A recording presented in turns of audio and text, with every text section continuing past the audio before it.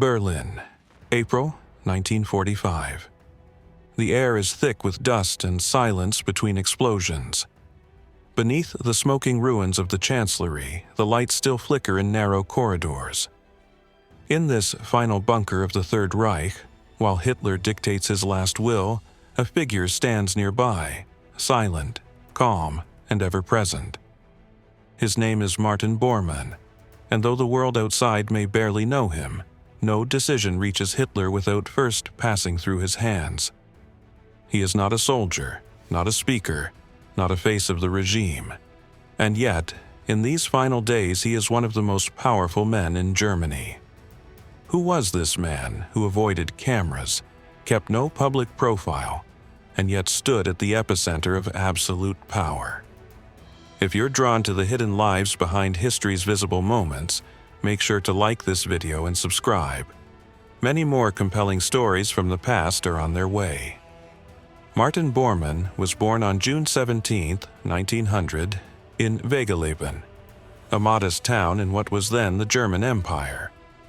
He served briefly in the First World War, but did not see frontline action.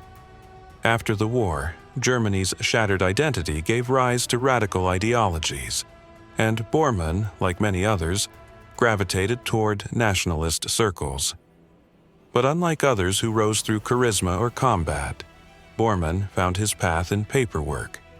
He joined the Nazi Party in 1927 and worked as a regional administrator before becoming a personal aide to Rudolf Hess, Hitler's deputy. There, he discovered his strength: relentless, detailed administrative control. Bormann handled finances, personnel, and discipline with a quiet intensity that drew attention, not through ambition but through utility.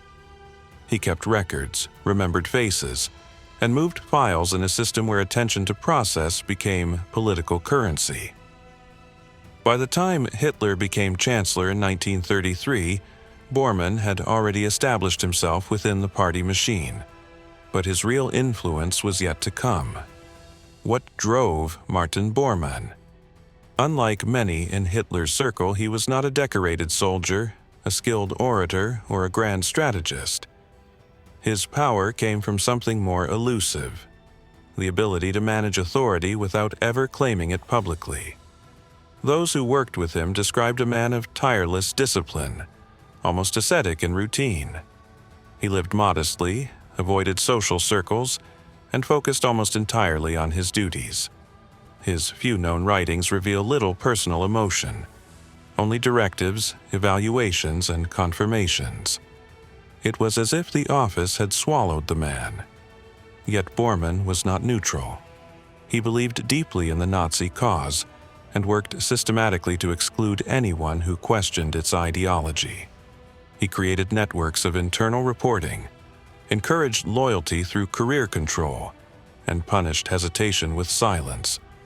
He was not the face of terror, but he enabled it. And he did so not by shouting orders, but by editing what was possible inside the regime. In May 1941, an unexpected event shifted the internal balance of Nazi Germany. Rudolf Hess, Hitler's longtime deputy, secretly flew to Scotland in a misguided peace mission. The aftermath left a vacuum in the party's hierarchy, and Martin Bormann stepped forward to fill it. He was appointed head of the Nazi Party Chancellery, a position that came with little public prestige but immense internal power. From this seat, Bormann became the invisible barrier between Adolf Hitler and the outside world. Every meeting, every document, every request for access had to pass through him. Slowly, he transformed from an administrator into a gatekeeper of the Führer's perception. This role suited him perfectly. Bormann had no desire for public speaking or personal fame. He believed that true power resided in controlling what the leader saw, heard, and believed. He curated Hitler's schedule, filtered information, and often prevented unwanted opinions from reaching the top. According to later memoirs, some of Hitler's closest advisors began to realize that their ideas were not being rejected by Hitler, but were never reaching him at all. Bormann's influence lay not in dramatic gestures but in the slow accumulation of administrative authority. He oversaw the appointments of party officials, approved personnel transfers, and controlled access to state resources. His signature became a quiet yet decisive stamp of power. He was also deeply involved in shaping Nazi domestic policy.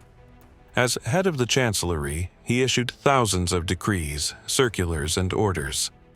He had an especially forceful stance on religious institutions, promoting policies that curbed the influence of churches in Nazi society.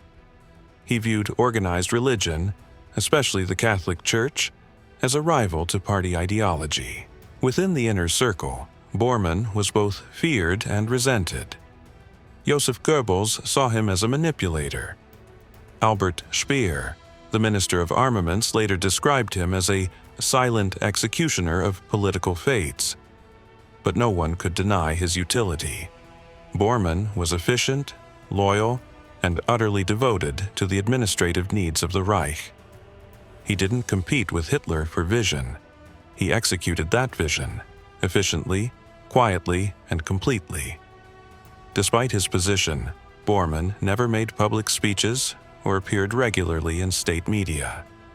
There are few photographs of him, and almost no surviving audio recordings. To the average German citizen, Martin Bormann barely existed.